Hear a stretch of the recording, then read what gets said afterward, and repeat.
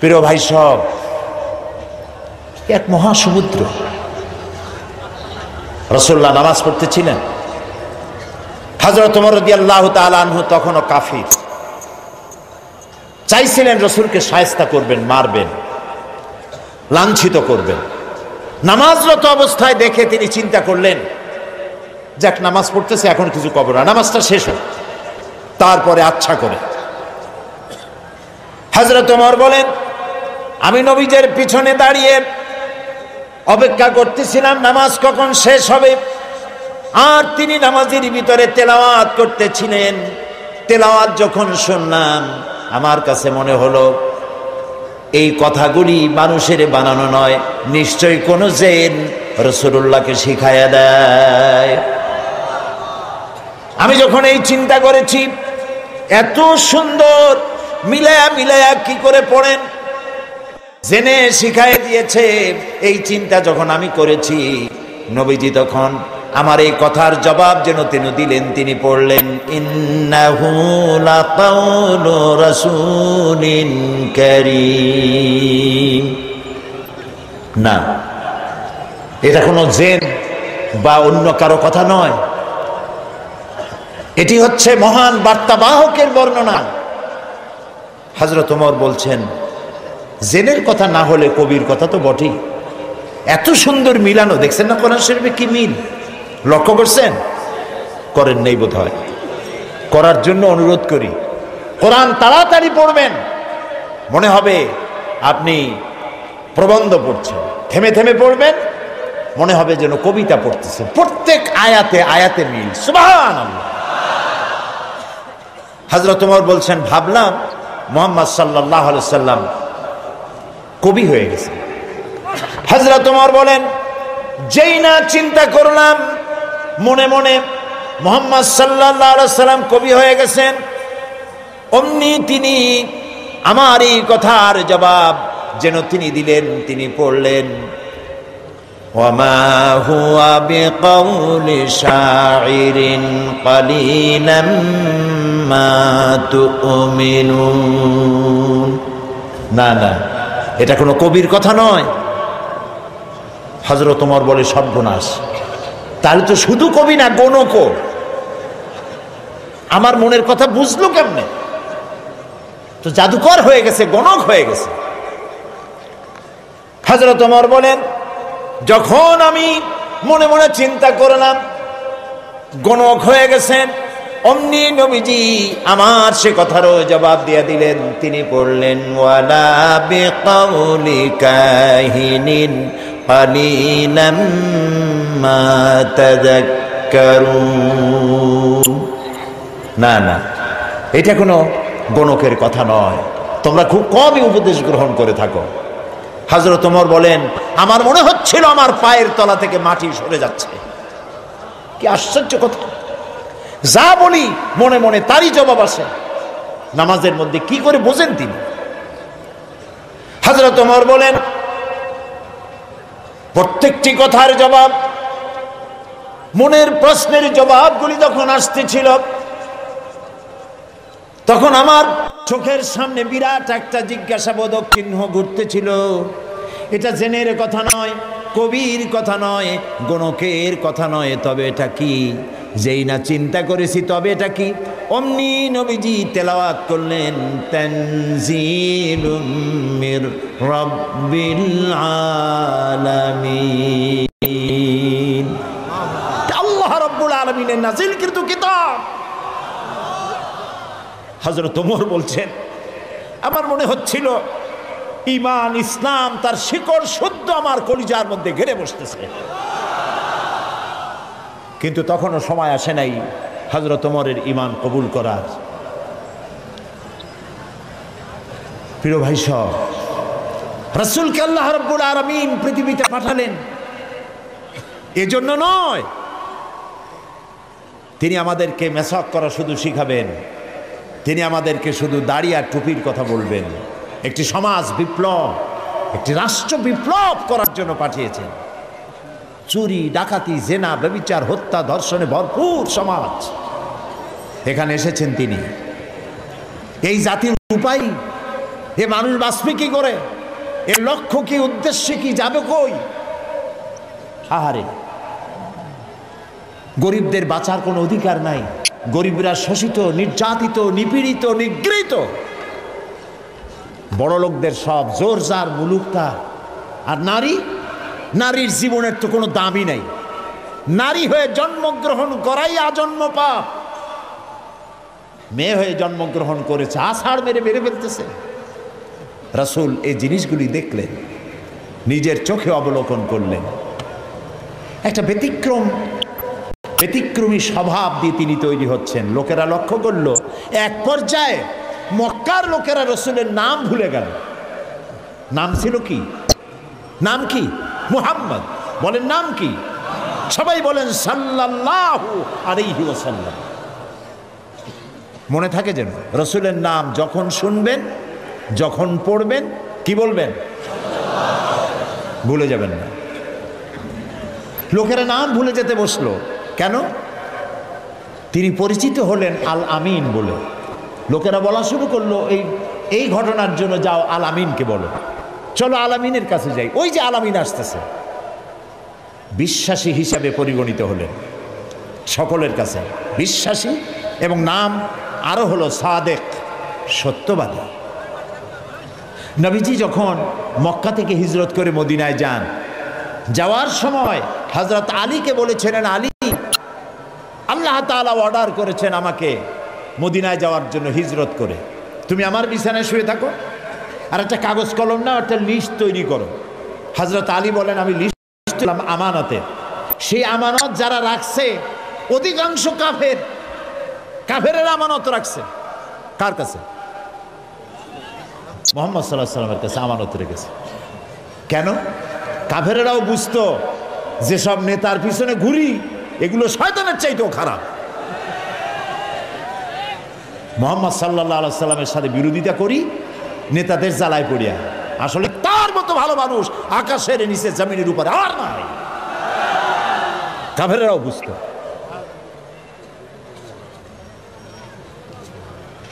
এখনো আমাদের দেশে যত নেতা আছে, অনুসারীরা বোঝে খাঁটি শয়তান। নামাজ নাই না, দেখেন না, নামাজ নাই, রোজা নাই, আল্লাহ পরকালের চিন্তা নাই, মিথ্যা কথা বলে অনবরত। মানুষে যেমন বমি করে হড় হড় করিয়া মুখ দিয়া মিথ্যা করি বমির মতো বাইর হইতে থাকে। একটা ভালো কথা বলতে জানে না, শুধু অসত্য আর মিথ্যা বলতেই থাকে, আমানতের খেয়ানত করে। তবে এইসব নেতাদের পিছনে ঘুরে কেন? এই চিন্তায় যে এরা যদি এমপি মন্ত্রী হইতে পারে, তা একটা চাকরি পাবো, লাইসেন্স পাবো, টিয়ার কাবি খা খাইতে পারবো। জি, নাম রাখছে কাবি খা, তার মানে হলো খাবি খা। নবী করিম সাল্লাল্লাহু আলাইহি ওয়াসাল্লাম, আপনার আমার জীবন, আমাদের মা বাপের জীবন উৎসর্গ হোক রাসূলের কদম মোবারকের উপরে। সারাটা দুনিয়া ঋণী তার কাছে, তার স্বভাব চরিত্রের কাছে। মুহাম্মদুর রাসূলুল্লাহ সাল্লাল্লাহু আলাইহি ওয়াসাল্লাম এই সমাজে বড় হলেন, বেড়ে উঠলেন, লক্ষ্য করলেন এদের বাঁচাবো কেমনে, উপায় কি? তিনি গারে হেরায় চলে গেলেন। ওটার নাম জাবালে নূর। আমরা গারে হেরা বলি, কিন্তু মক্কা শরীফে যে গারে হেরা কইলে কেউ চেনবে না। জাবালে নূর, ওই জাবালে নূরে উঠলেন, অনেক উঁচা। আল্লাহ দয়া করে আমাকে একবার ওঠার তৌফিক দিয়েছিলেন, একবার উঠছি। তাতেই তখন তো আমার শরীর টরীর অনেক ভালো ছিল, ভালো মানে মোটা ছিলাম বেশি। উঠতে গিয়ে 3 বোতল পেপসি খাওয়া লাগছে, আর 2-3 দিন উরুতে ব্যথা ছিল। তাহলে চিন্তা করেন কত উঁচা। সেই পাহাড়ের অনেক উঁচায় একটা ছোট্ট জায়গা, একটা রাস্তা আছে একটুখানি, এই সোজাভাবে ঢোকা যায় না, কাত হয়ে কইয়া কাইতেছেন আমাদের দেশে বলে, ওই কইয়া কাইত হয়ে ঢোকা যায়। এবং ওখানে একটা জায়গা আছে যেখানে 2 জন একসাথে নামাজ পড়তে পারে, এরকম একটা গুহা। সেখানে নবী করিম সাল্লাল্লাহু আলাইহি ওয়াসাল্লাম চিন্তা গবেষণা করতে লাগলেন যেদিন বয়স 40 বছর পূর্ণ হয়ে গেল, আল্লাহ রাব্বুল আলামিন তাকে নবুয়তের মর্যাদা দিয়ে দিলেন। এই নবুয়তের মর্যাদা নিয়ে তিনি নেমে আসতেছেন। ভয় পেলেন। জিবরাইলকে তো জীবনে দেখেন নাই, হযরত জিবরাইলকে দেখেছেন। জিবরাইল বলেছেন ইকরা, পড়ো। তিনি বলছেন যে আমি পড়তে জানি না। আবারও বললেন ইকরা, পড়ো। বলছেন জানি না পড়তে। তৃতীয়বার তিনি বুকের সাথে জড়িয়ে ধরলেন, এমন ভাবে জড়িয়ে ধরলেন নবী করিম সাল্লাল্লাহু আলাইহি সাল্লাম ব্যথা পেলেন এবং তিনি পড়তে পারলেন। নেমে এসে স্ত্রী হযরত খাদিজাতুল কুবরা রাদিয়াল্লাহু তাআলা আনহাকে বললেন আমাকে ঢেকে দাও। তাড়াতাড়ি করে চাদর এনে তিনি ঢেকে দিলেন। নবী করিম সাল্লাল্লাহু আলাইহি সাল্লামের চোখের মধ্যে ভীতির ছাপ। হযরতে খাদিজা ভীত সন্ত্রস্ত হলেন, জিজ্ঞেস করলেন আবাল কাসেম আপনার কি হয়েছে? তিনি ঘটনা শোনালেন। হযরত খাদিজা কি বলতেছেন শোনেন। হযরত খাদিজা বলছেন ইয়া আবাল কাসেম, হে কাসেমের পিতা, আপনার ঘাবড়াবার কোনো কারণ নাই। কোন দুষ্ট জিন, কোন দুষ্ট শয়তান আপনাকে অনিষ্ট করতে পারে না, কারণ আপনি সত্যবাদী।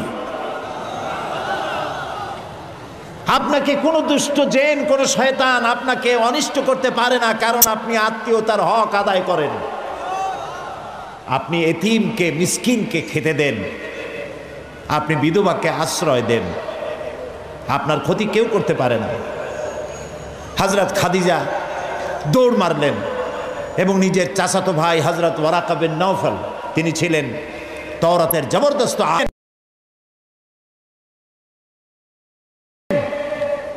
নবীজির মুখে খবর শুনলেন। সবটা শুনে নবীজির মস্তক মোবারকের উপরে চুমো খেয়ে বললেন কুদ্দুসুন কুদ্দুসুন, অতি পবিত্র, মহাপবিত্র ইয়া মুহাম্মদ সাল্লাল্লাহু আলাইহি ওয়াসাল্লাম।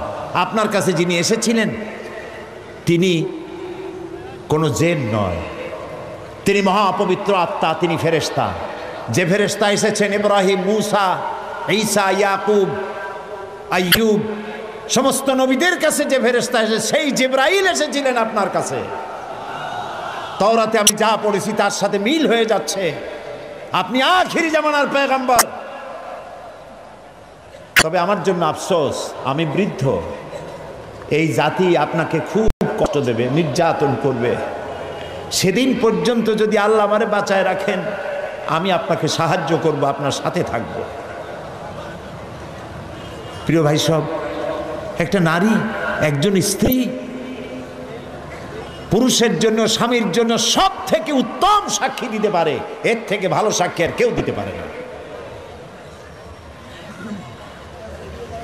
আল্লাহর নবী যখন তার স্ত্রী হযরত খাদিজা রাদিয়াল্লাহু তাআলা আনহাকে যখন দাওয়াত দিয়েছেন, আল্লাহ রাব্বুল আলামিন যখন দাওয়াতের জন্য বলে দিলেন নিকটবর্তী আত্মীয়দেরকে দাওয়াত দাও, সর্বপ্রথম নবীজি গিয়ে হযরত খাদিজাকে দাওয়াত দিলেন।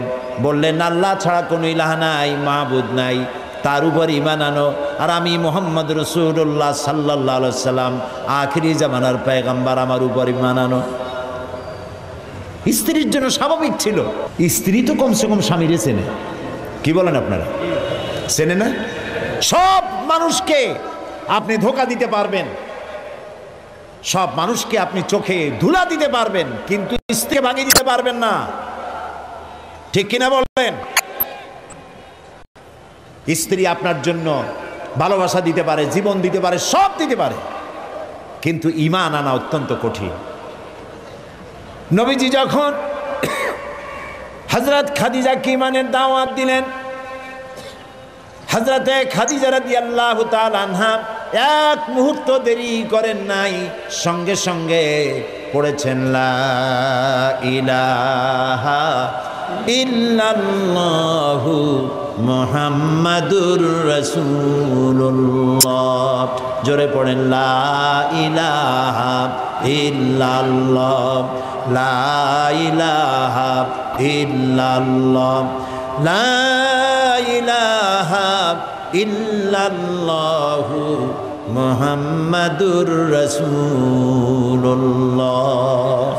হযরত খাদিজা বলছেন, ইয়া আবুল কাসেম, আপনি অবশ্যই আল্লাহর নবী। আমার কোনো বিন্দু মাত্র সন্দেহ নাই, কারণ বিগত 15 বছর আপনার সাথে ঘর সংসার করে আপনাকে যেভাবে দেখেছি, কোন সাধারণ মানুষের আচরণ এরকম হতে পারে না। আপনি অবশ্যই আল্লাহর নবী। নবী করিম সাল্লাল্লাহু আলাইহি ওয়াসাল্লাম এই দাওয়াত নিয়ে ছড়িয়ে পড়লেন ময়দানে। তিনি বলেছেন, লা ইলাহা ইল্লাল্লাহ। এই কালেমার দাওয়াত কি শুধু মুহাম্মদ সাল্লাল্লাহু আলাইহি ওয়াসাল্লামের ছিল না, সব নবীদের ছিল। দুনিয়ার সব নবীদের একটাই স্লোগান ছিল, কারো মধ্যে কোনো মতপার্থক্য, মতদ্বৈততা হয় নাই, সকলের স্লোগান একটা, লা ইলাহা ইল্লাল্লাহ। এই কালেমার বিপ্লবী দাওয়াত পেশ করেছেন সমস্ত নবীরা। আমরা এই কালেমাটা বুঝি না, না বোঝার কারণেই দুরবস্থা হয়েছে। আমরা শুধু এটারে জিকিরের বুলি বানাইছি। দেখছেন কি কায়দায় জিকির করে, লা ইলাহা ইল্লাল্লাহ ইল্লাল্লাহ, এমন জোরে ইল্লাল্লাহ বলে তাতে কলব থাকলেও পারে, গেলেও পারে। কি বুঝে ইল্লাল্লাহ বলতেছেন?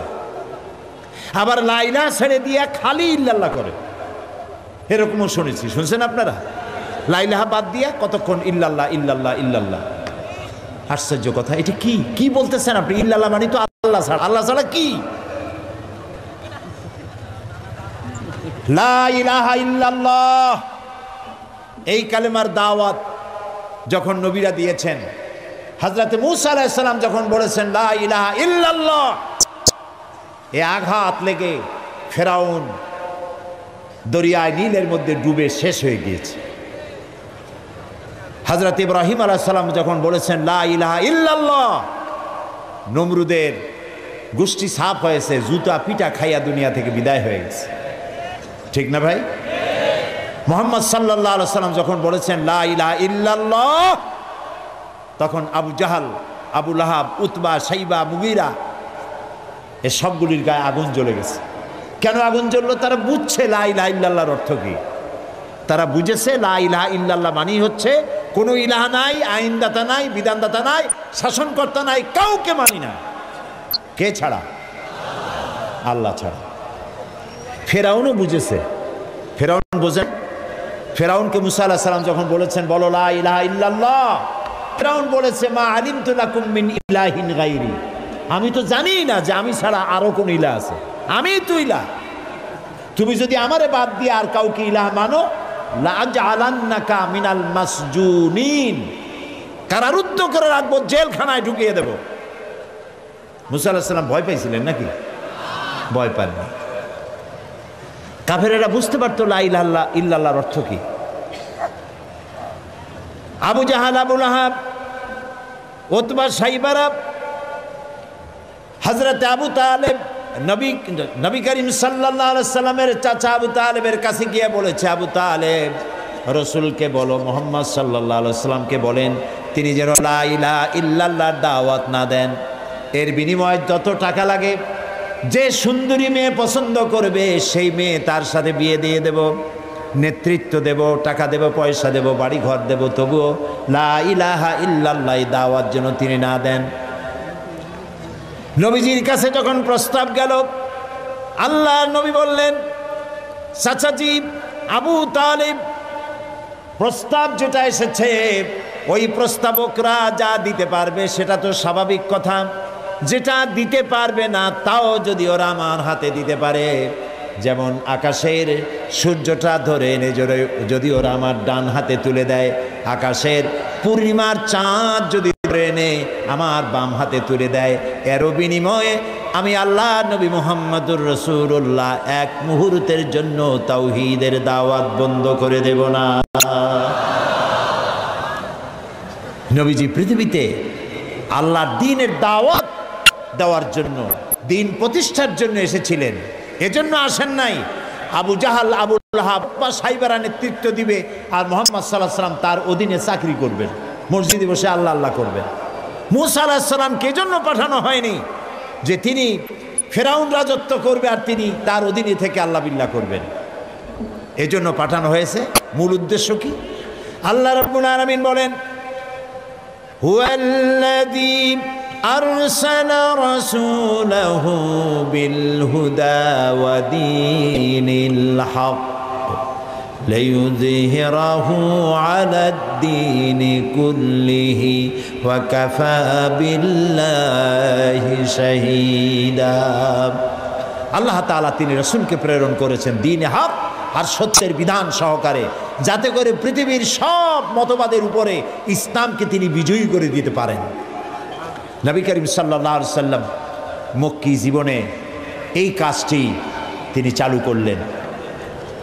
নবী করিম সাল্লাল্লাহু আলাইহি ওয়াসাল্লামকে আল্লাহ রাব্বুল আলামিন সব রকমের সম্মান এবং মর্যাদা দিয়ে পৃথিবীতে পাঠালেন দ্বীনকে প্রতিষ্ঠা করার জন্য। 13 বছর সময় লাগলো মক্কায়। কয় বছর লাগলো?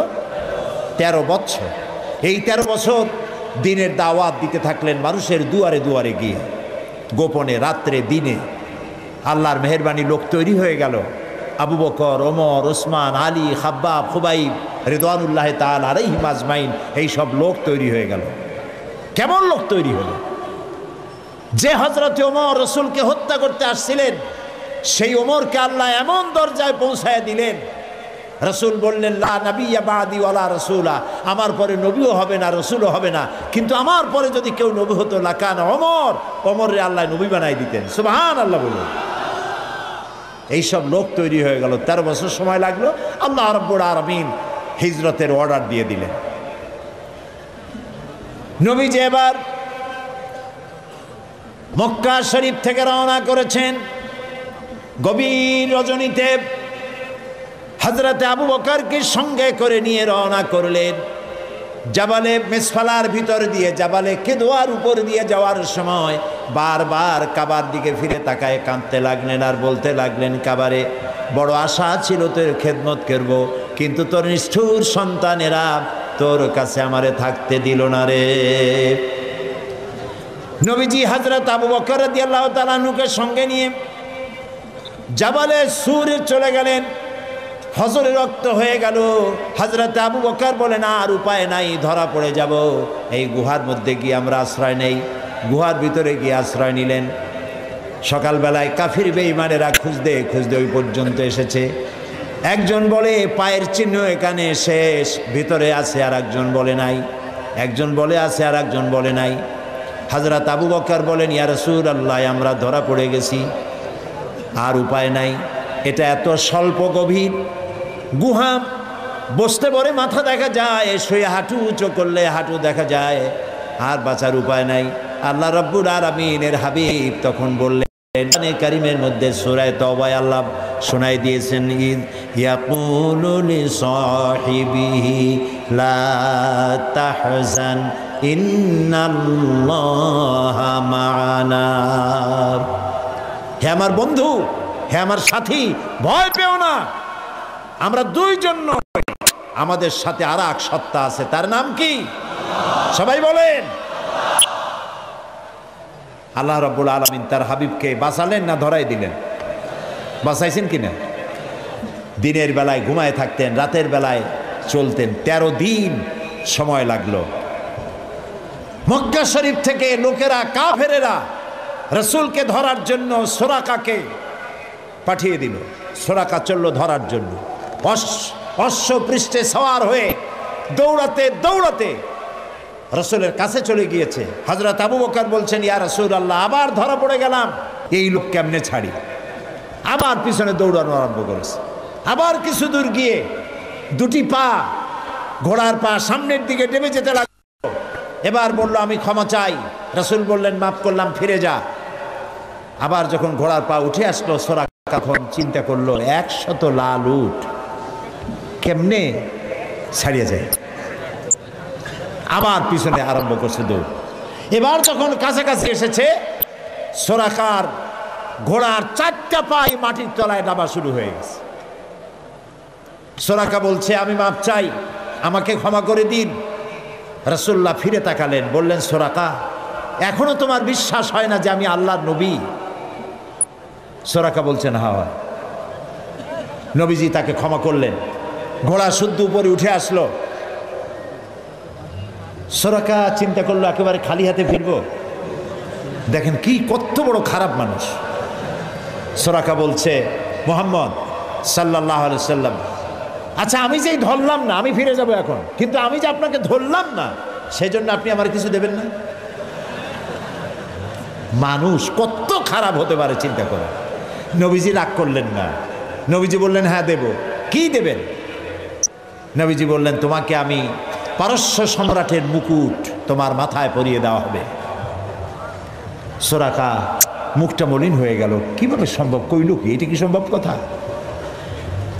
যিনি রাতের আধারে একজন লোক নিয়ে কোন রকম করে আত্মগোপন করে চলে যাচ্ছেন, নিজের জন্মভূমি ছেড়ে পারস্য সম্রাটের মাথার মুকুট এনে আমারে দেবে, এটা একটা কথা হইল? কিছু দেবেন না তাই কর। মন খারাপ করে সে চলে গেল। নবী করিম সাল্লাল্লাহু আলাইহি সাল্লামের ইন্তেকালের পর হযরত আবু বকর ক্ষমতা এলেন, তারপরে হযরত ওমর ক্ষমতা এলেন।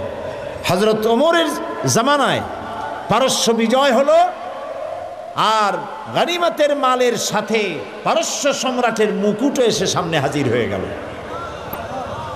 হযরত ওমর লক্ষ্য করে দেখলেন গনিমতের মালের মধ্যে হীরা মণিমুক্তা খচিত চকচক করছে, পারস্য সম্রাটের মাথার মুকুট। হযরত ওমর বললেন, কেউ চলে যাও তো, সুরাকাকে ডেকে নিয়ে আসো। সুরাকা তখন বুড়ো হয়ে গেছে, দাড়ি চুল পেকে বৃদ্ধ হয়ে গেছে। সুরাকাকে কাছে ডেকে হযরত ওমর নিজ হাতে পারস্য সম্রাটের মুকুটটা সুরাকার মাথায় পরিয়ে দিলেন। বললেন, সুরাকা, আল্লাহর নবীর ওয়াদা কখনো মিথ্যা হয় না। নবীজি মক্কা থেকে মদিনায় পৌঁছে গেলেন। প্রতিমধ্যে খুব ক্ষুধার্ত হয়েছিলেন, প্রতিমধ্যে কখনো খেতে পারতেন, কখনো খেতে পারতেন না। মদিনার কাছাকাছি, বুখারীতে এই বিবরণ এসেছে, কাছাকাছি হওয়ায় যখন হলেন তখন উম্মে মাবাদের মা বাড়িতে ছিলেন একটা ঘরে। আবু মাবাদ কাজের জন্য চলে গেছে। কতগুলি ছাগল ছিল তাদের। এই মরুভূমিতে কোনো খাবার নাই, ঘাস নাই, ছাগল সব, বাচ্চা নাই, দুধ নাই, সব শুকায় গেছে। নবী করিম সাল্লাল্লাহু আলাইহি সাল্লাম ক্ষুধার্ত, হযরত আবু বকর ক্ষুধার্ত, বাড়ির মধ্যে গিয়ে ঢুকছেন। উম্মে মাবাদকে জিজ্ঞেস করলেন, মহিলাকে জিজ্ঞেস করলেন, তোমার ঘরে কি কোনো খাবার আছে? তিনি বললেন, পথিক, আমার ঘরে কোনো খাবার নাই। আচ্ছা দুধ আছে? তিনি বললেন, না, দুধ পাবো কোথায়? কই যে ওই যে একটা ছাগল দেখা যায়, একটা বকরি দেখা যায়। তো বললো যে আপনি দেখতে পাচ্ছেন না, এই বকরি কত কৃষ, একেবারে শুকায় গেছে, ওর তো বাচ্চা নাই, ও দুধ দেবে কেমনে? রাসূলুল্লাহ বললেন, তুমি বকরিটা আমার কাছে নিয়ে আসো। মহিলা বকরিটা কাছে নিয়ে এলেন। রাসূলুল্লাহ বকরির ওলানে, ওলান বলে না, ওলানে হাত দিলেন। উম্মে মাবাদ বললেন, আমি তাকিয়ে থাকলাম, বকরি তার দুটি ঠ্যাং ফাঁক করে দিল পেছনে, আর ওলান বড় হয়ে মাটিতে ঠেকে গেল। রাসূলুল্লাহ বললেন, একটা পাত্র নিয়ে আসো। একটি পাত্র আনা হলো, বড় এক পাত্র দুধে ভরে গেল। রাসূলুল্লাহ পাত্র থেকে ঢেলে দিলেন, তুমি খাও। নিজে খায়েন, হযরত আবু বকরকে খাওয়ালেন। পাত্র পরিপূর্ণ থাকলো। বলল, তোমার স্বামী এলে তাকে দিও। রাসূলুল্লাহ চলে গেলেন। আবু মাবাদ বাড়ি ফিরেছেন, মুখ শুকনা। হঠাৎ করে দুধের দিকে চোখ পড়লো। বলল, তুমি দুধ পাইলা কই? আবু মাবাদ বলছে, পুরুষ বলছে যে আমি তো সারাদিন কষ্ট করেছি, কিছু খাই নাই, তুমি দুধ পেলে কোথায়? উম্মে মাবাদ বললেন, আমাদের বাড়িতে দুইজন মেহমান আসছিলেন এবং যা ঘটনা ঘটলো পুরা ঘটনা তিনি শোনালেন। আবু মাবাদ জিজ্ঞেস করেন, আচ্ছা বলো তো লোকটি কেমন, দেখতে কেমন? উম্মে মাবাদ বলছে, আবু মাবাদ, আমি সেই পুরুষটির কথা কি বলবো, আমার জীবনে এত সুন্দর সুপুরুষ আমি জীবনে দেখি নাই। তার চক্ষু আনত, তিনি উপরের দিকে তাকায় কথা বলেন না, প্রয়োজনের বেশি একটি কথাও বলেন না। তার চলা, তার বসা, তার কথা, মুখের বাণী মণিমুক্তার মতো আমি সারা জীবনে এমন মানুষ দেখি নাই। আবু মাবাদ বৃদ্ধ মানুষ, সব শুনে বলল, খুব সম্ভব তাওরাতে যে শেষ নবীর কথা শুনেছি নিঃসন্দেহে তিনিই হবেন, আমার ভাগ্য খুলে গিয়েছে।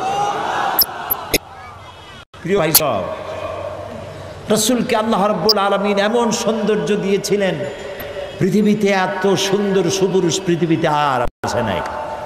এই দুনিয়ার কোন শিল্পী তার তুলি দিয়ে, রং দিয়ে এত সুন্দর ছবি আঁকাইতে পারবে না পৃথিবীর কোনো মানুষ। কারণ এই ছবি এঁকেছিলেন যিনি, তিনি শিল্পীর শিল্পী। তিনি কে?